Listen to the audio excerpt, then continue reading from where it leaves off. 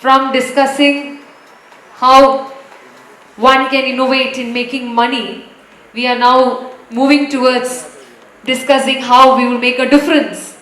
We are here to now probe into the topic unicorn and beyond, staying ahead of the pack. The moderator of the session, let me first invite on stage the early stage investor, entrepreneur, alumnus of London Business School and an alumnus of the Venture Capital Unlocked program at Stanford University. Is invested in over a dozen startups, a fervent champion of entrepreneurship. May we have Mr. Vinay James Kynadi on stage, please. Hearty welcome to you, Mr. Vinay. With the permission of the moderator, may I also invite the panelists on stage? Again, we have a zestful panel ready to discuss. Mr. Anish Achuthan, co-founder and CEO, Open, a tech visionary and a serial entrepreneur. Hearty welcome to Mr. Anish. Mr. Vinay Singh, co-founder and partner, Fireside Ventures. Mr. Vinay, of course, carries with him 15 years of experience in FMCG, consumer brands and technology industries, and has built deep expertise in areas of brand management, sales, marketing and digital commerce. Delighted to host you here. Welcome, sir. And now we would also love to have on stage Mr. Sridhar Sampat, Vice President, Partnerships and Business Development Sales, LeadSquared. He heads the partner ecosystem and Africa business for LeadSquared. Again, carries almost 2 decades of a business with him. So with this, I leave the floor open to the moderator here. Over to you. Thank you. Good morning, everyone. So I think most of us know that unicorn is a mythical animal. It was actually only in 2013 that Eileen Lee, a venture capitalist who heads Cowboy Ventures in the US, used the term unicorn to refer to a billion-dollar startup. And the reason she used this mythical animal was primarily to indicate the statistical rarity of a unicorn. So I'm essentially saying this to put this panel in perspective. It is only 6 out of a million startups or small businesses, that 6 out of a million businesses that are started that end up eventually becoming a unicorn. So the statistical relevance of this panel is essentially what we should realize. We would have had to filter through 500,000 startups to actually have this panel out here. So, and it's not just that each of them have an entrepreneurial journey.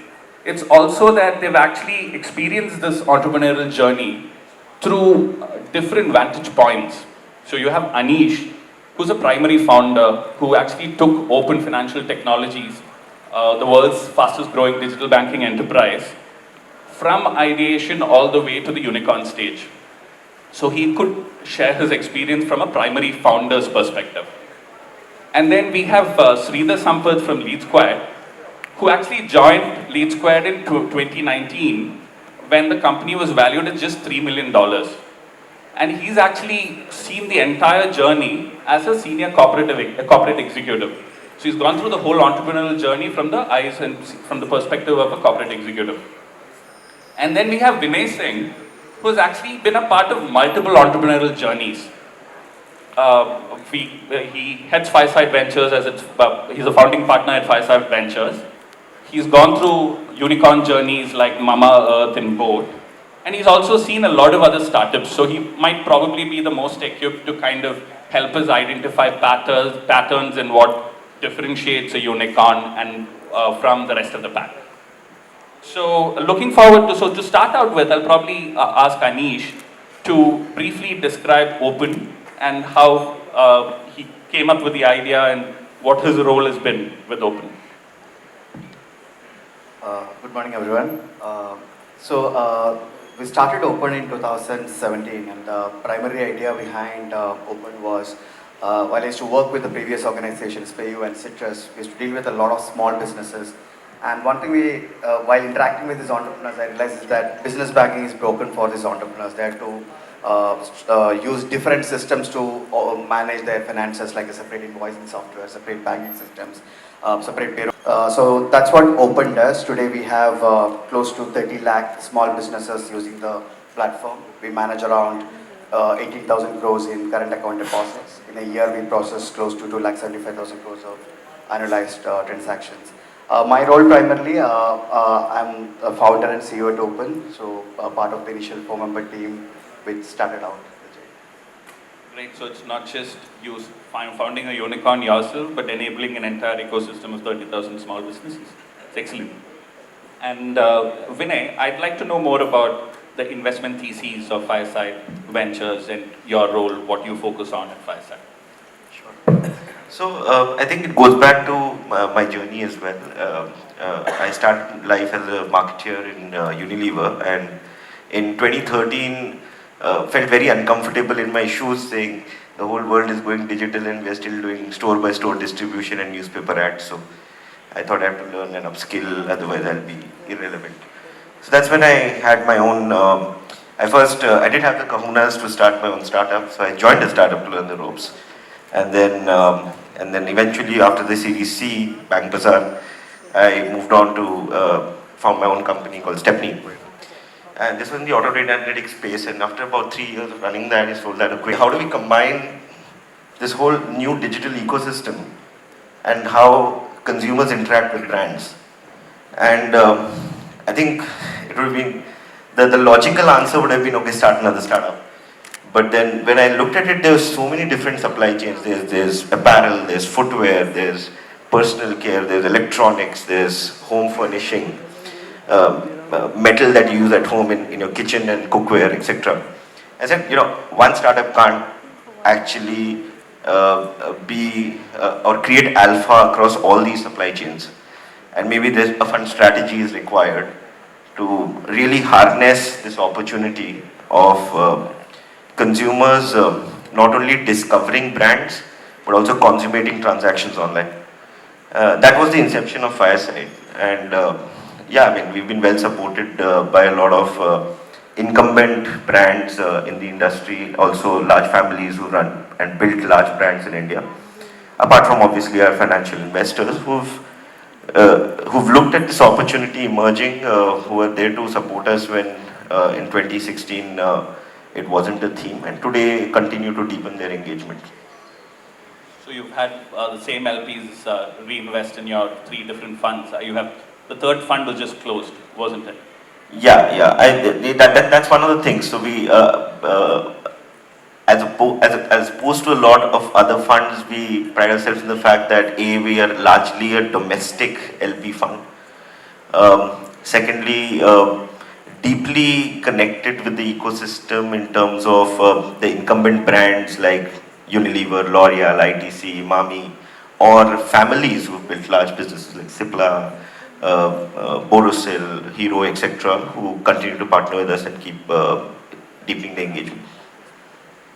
And Sridhar, you joined LeadSquared at a very early stage where it was valued at 3 million, like we mentioned. And through the journey, how has your role been? How has it changed over the years with LeadSquared? And if you could also just briefly mention what LeadSquared focuses on, core value, that'd be great. Sure, thanks. Thanks, Vinay. Maybe I'll just touch upon the journey of LeadSquared itself rather than my journey within the organization, right? So to start off with, the founders started the organization sometime in 2012, and this was initially a digital marketing services firm, where they were sort of doing marketing for other B2B organizations and doing lead generation work for them. Which is when they realized that the leads that they were generating and handing over to organizations were not really being managed well. And that sort of started the thought process of saying, can we build a tool and a platform for small, medium and large businesses, which helps them manage their sales process better. And that was the genesis of LeadSquared. So what do we do today? Over the last 10 years, the business has been built. We have about 2,000 customers today. And the sole purpose of this organization is to ensure sales efficiency, productivity, and an improved marketing process for the organizations that we serve. So that's the story so far, and of course, that's where we are right now. When you talk about unicorns, I mentioned that it's only 1 in 150,000 startups that actually get to be a unicorn, 150,000 businesses. But the moment it's a VC-funded startup, the possibility of you being a unicorn is now 1 out of 50. So the first external check or the first external funding that you can get as a startup makes a huge difference in your probability of becoming a unicorn. So Anish, you've actually gone through the whole journey. So I'd like to, if you could just share your journey until that first check and how that came about, that would be great. In our case, probably we are a bit lucky in terms of the first check. So I had this idea of like open while I was working in my previous organization, Citrus, which got acquired by PayU, so I was part of PayU. And Citrus founder Amrish and Jiten, Amrish is now the CEO of Pine Labs, and Jiten runs a neobank called Jupiter. They become the co-MDs of PayU, and that's when we were discussing about like what next after PayU, and I told them that okay, I'm just working on this idea. So immediately, the next day, they got me a check of the close to 2.5 crores. So even before the company was incorporated, without even listening to what exactly was the idea. So in that was the first angel investment or the seed investment, I would say, which we got. And later in a month, we incorporated the company. And the first institutional investor came after 6 months. So it's actually a Kerala-based VC fund, which is Unicorn India Ventures, which is supported by the Kerala Startup Mission, along with the Japanese investor Recruit, who heard about our story in one of the newspapers. So this was the first institution investors. So I think, but the first angel investor, they helped us a lot in terms of connecting to other investors, the banks, and I believe that more than the check, the real value was in terms of the support and the mentorship they gave to us. So that was the first. Vinay, you work with a lot of startups. So what is the kind of additional support, what kind of support do you offer your portfolio companies other than the actual investment? Do you work with them with go-to-market strategies and all that, or how exactly would you be able to add value beyond the money? I think the cognizance here, Vinay, was always that we are vertical focused investors, only investing in consumer brands. And therefore, there could be depth in the skills that we could get. And in any startup's journey, and Anish, Sridhar will maybe you can chip in. I think in the early days, the organization is not really built out around the founder. And the first phase of growth happens with generalists just hustling together. And that's when you have a business is when you start hiring specialists. What we try and do is, therefore, create that specialization early on so you kind of force multiply. One of the things that, so there are 4 pillars that we identified very early on with our first 7 startups that we invested in. We said, okay, where is it that you find pain for growth, right? And these 4 things came out in common. One was go to market, saying, hey, it's easy to get listed on Amazon, but that's when the pain starts. How do you get discovered? It's a goal by 1,000 passes. It's easy to set up a website on Shopify, but how do you get consumers or validated consumers to come? You can get consumers, you can get traffic, but if they don't convert, you're just bleeding money. How do you, again, when I say Amazon, Flipkart, etc., all of those. The second pillar was around saying, okay, I understand that, but how do I really buy media, target my consumer? Because today in the era of Google, Facebook, etc., you can really micro-segment, you can have intimate conversations with consumers. Even within the cohort of consumers you're talking to, you could further segment them and have different conversations with them. So how do you do that? And therefore relationships with Facebook, Google, etc. The third one was we don't want to dilute equity for stuff like inventory and working capital. So how do I get access to debt when I have a negative P&L? And the fourth one was obviously organization building, and the specialization that we're talking about can be leverage networks to really have access to talent who is willing to take that punt ahead of the startup already becoming an established company. I think that these are 4 things that we set up early on. And now we've playbooks, we've deepened the relationships, benchmarks, and continue working on that. On a couple of new things that are coming up, our entrepreneurs are talking about, okay, we've built a big business or a decent business in India, how do we go international? So that's something that's work in progress.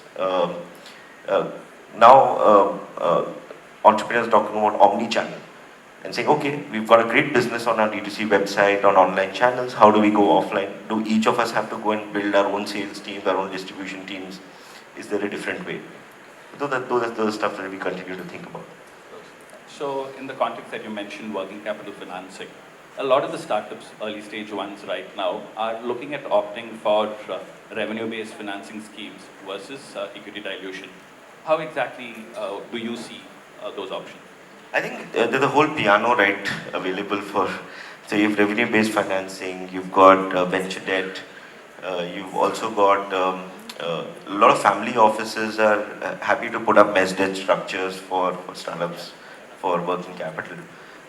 You've got obviously NBFCs now stepping up and saying, hey, we are willing to take the risk ahead of time, and as long as the fundamental business is solid, we are happy to back it, especially with short-term debt. So I think brands have to play the entire piano based on what stage they are at and what they're going to use it for. For example, revenue-based financing is great for early stage brands, and especially when they don't have credit from their largest cost center, which is Google, Facebook, media, etc. Your mesh debt structures or venture debt come into play when, okay, you've got a certain amount of critical volume, but you need supply chain financing to ease out the working capital, the cash flow piece. And then the big boys, the NBFCs, the banks come in when there is a proof of concept and there is enough, collateral value in the company that the founders can convince the banks to partner with them. And Sridhar, having worked with multiple investors, as in it was a funded company when you joined, have you noticed contexts where investors have come in to help LeadSquared with their business scaling?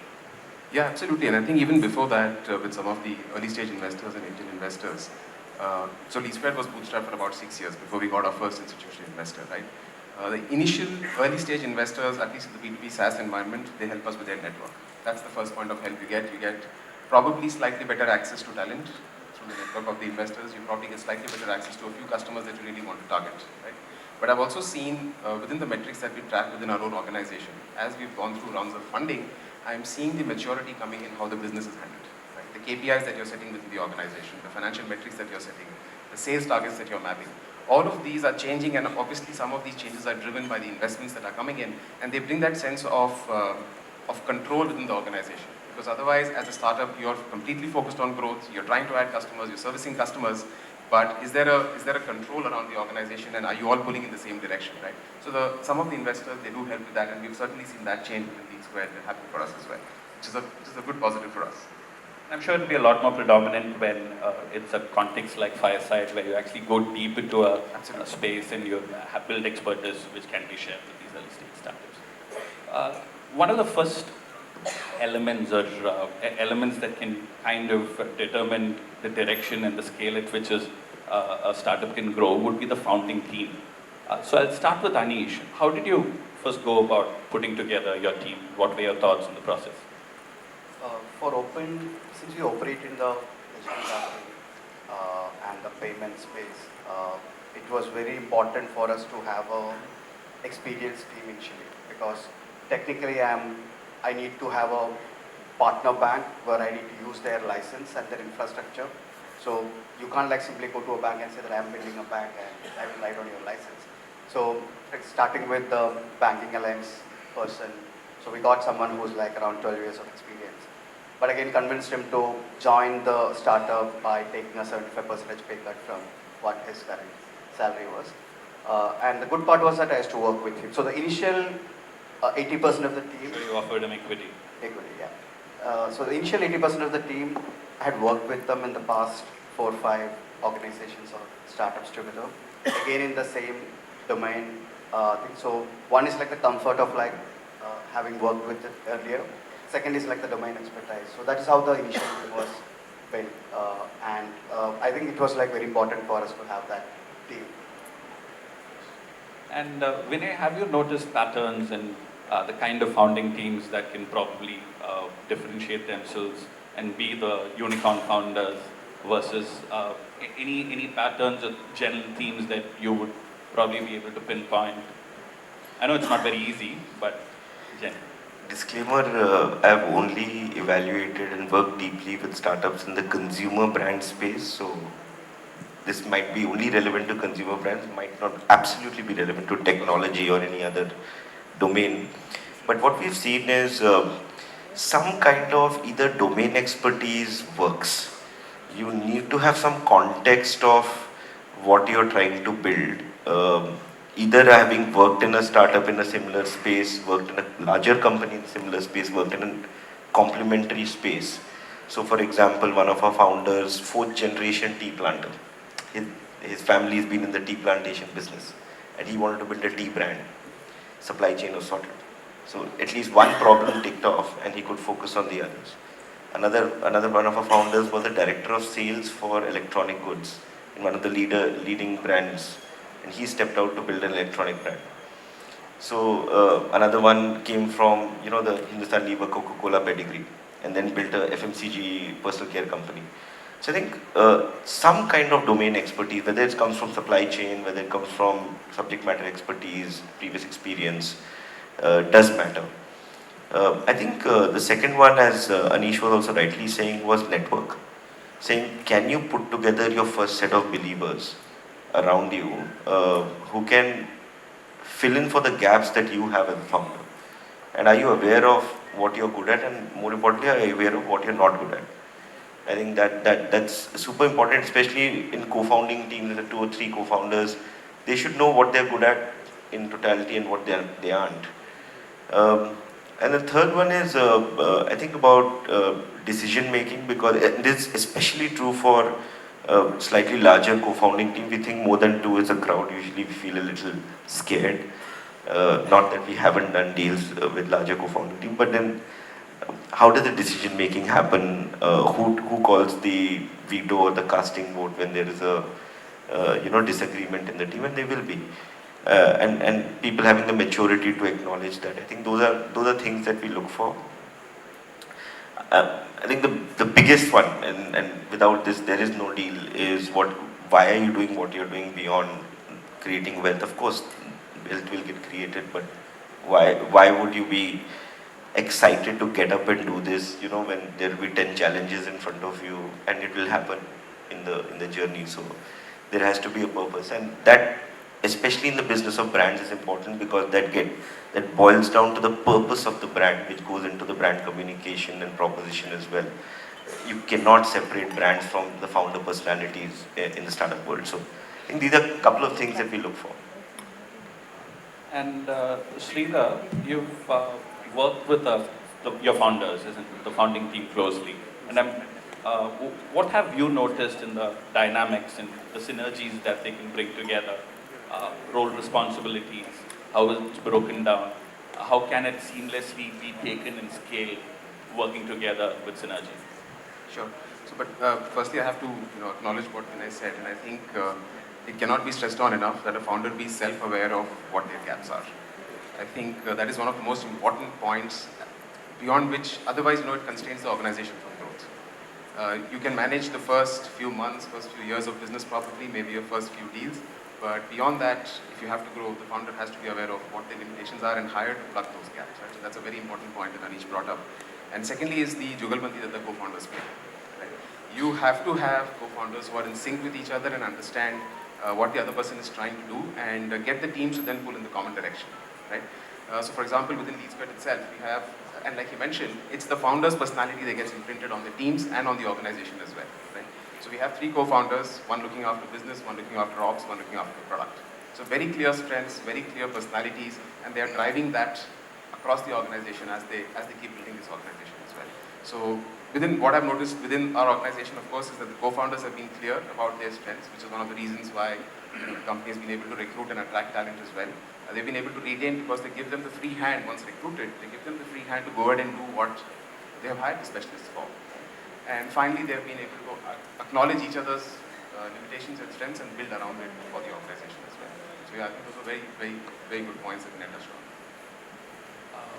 Vinay, when you're looking at the founding team and evaluating it for an investment, what of the different skill sets, as in I usually understand that founding team skill sets need to be comprehensive and together they should be able to cover everything. But if there is a gap, where would you rather have the gap be? In tech, in execution operations, or where would you, ideal case scenario, you would want all skill sets taked. But if you were to be okay with a gap, where would you be okay with them hiring another CEO or a CXO who would be able to fill in that gap? I think if there's subject matter expertise that is a gap, then that's a hireable skill set. Ultimately, at that early stage when we are coming in at a pre-series A or a series A even, I think every startup has to just figure out two things, which is supply and demand. In a tech company's perspective, the supply would be probably the product. And can you build a great product which really solves a consumer's problem? And the demand is what's your go-to-market strategy, how you're going to get your first few customers, and how you're going to, get a validation of the product that you have built. In a brand company, it will be can you build a product that is differentiated enough, consumers love it, you're able to source it at a price that makes it a wow moment for the consumer, and then therefore can you then make it discoverable on platforms, can you sell it, what's it go to market. These two things at an Uber level need to be sorted. There will be nuances within this, saying okay, to get this product I don't have an R&D person in house, and therefore eventually I'll need one. Right now I'm working with someone externally. That's totally cool. Or while I have a basic idea of my supply and demand, but I'm not able to deliver a product in 7 days or 6 days to the consumer. My warehousing ka fata hua hai. So let me get somebody who understands warehousing or supply chain better.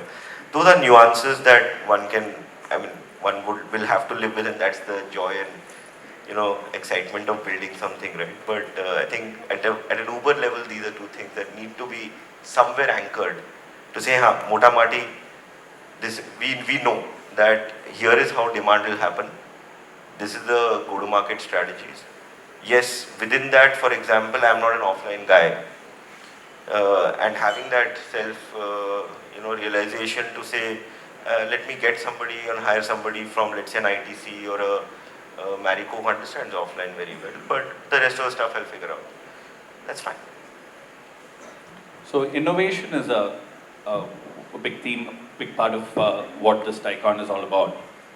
I was just mentioning to the panelists that each time I see Anish, over the last 2 months before that, he would have come up with one new innovation. So he's been able to constantly innovate and keep growing. And multiple pivots, multiple new products. So how do you go about the innovation process, and how do you always manage to maintain this advantage through the process of innovation, Anish? So basically, like as a founder, I take care of products. So naturally, product is something which I'm passionate about. So definitely, there is a lot of influence on that, from that aspect.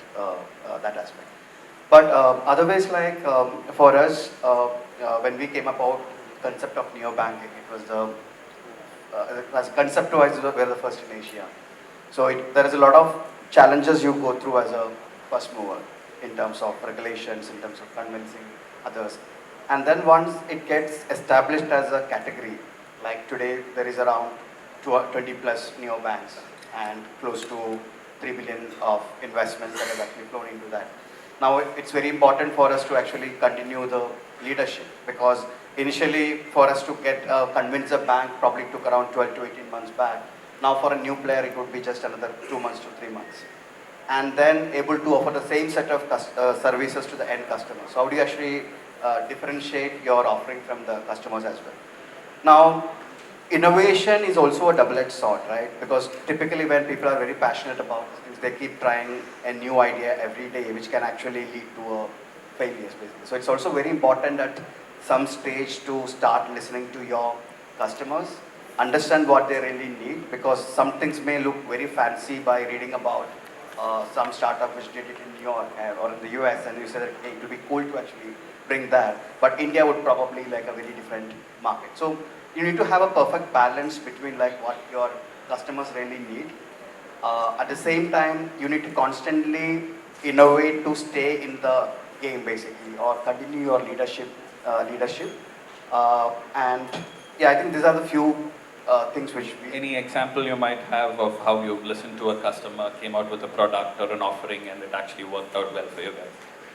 So while we built Open as a digital banking platform, a lot of our customers who are in the financial technology space, they were telling that, okay, hey, we are building, we want to launch a credit card for the health savings basically. We were talking to banks, it was taking a lot of time. Since you had already built this infrastructure, it would be easier for you to extend this to us.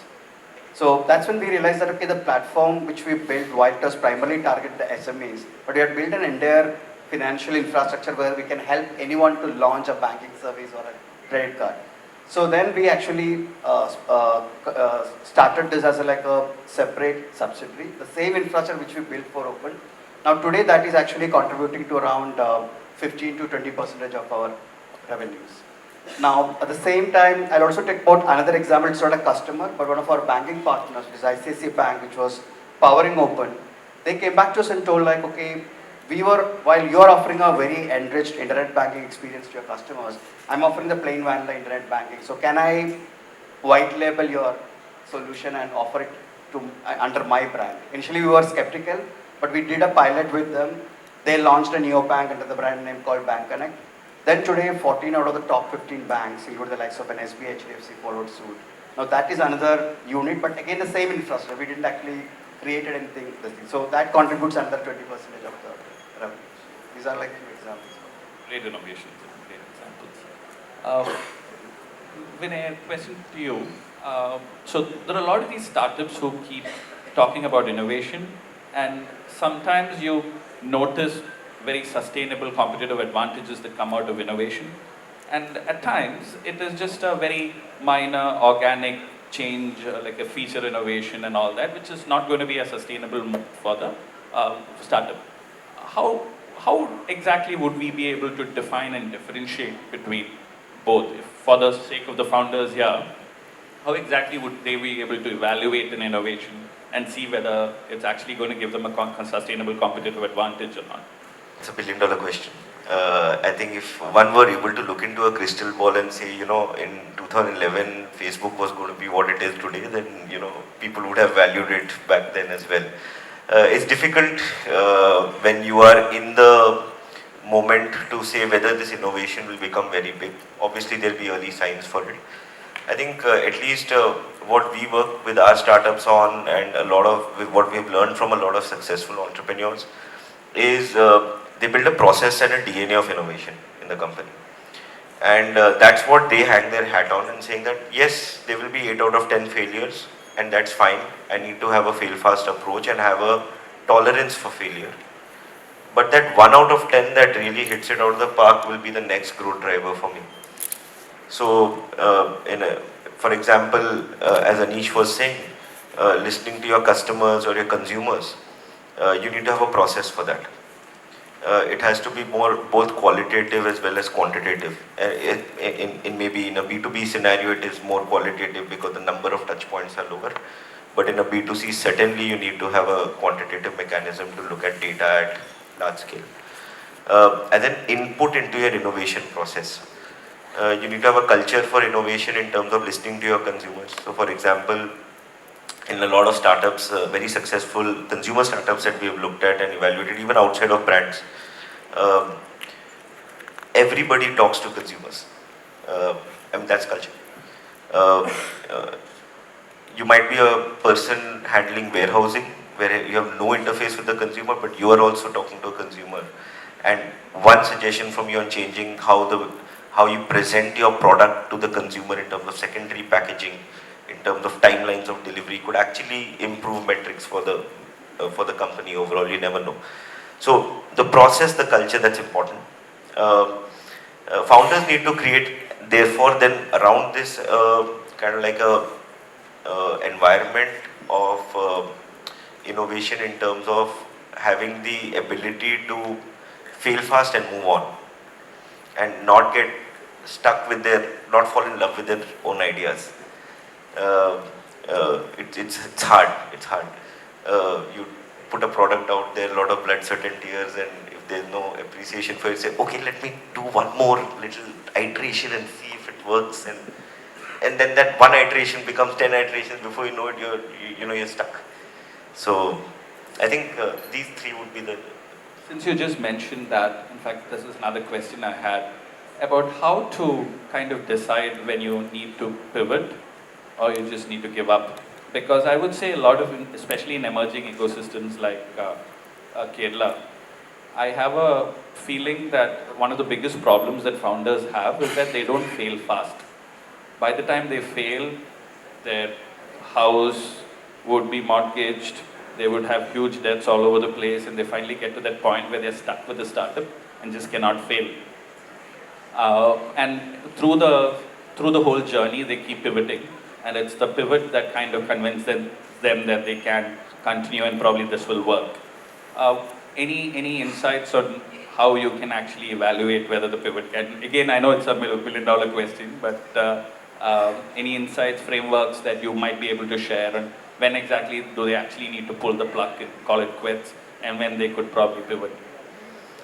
When your family tells you, firstly, I think that's very important. I think they are your co-founders in your journey. I mean, you're spending 16-hour days at work, and you're able to do that because your family enables you, and you owe it to them to be able to have a balance between what your passion is and what they also want out of life.